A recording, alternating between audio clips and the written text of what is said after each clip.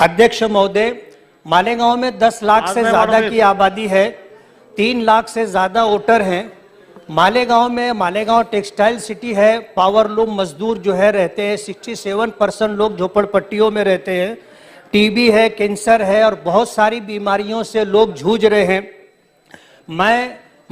मेरी कॉन्स्टिट्यूंसी के अंदर 80% से अबव लोग जो है माइनॉरिटीज से ताल्लुक रखते हैं और मालेगांव में मेडिकल एजुकेशन कहो, मेडिकल लाइन से कहो, कोई सुविधा बहुत मुश्किल है।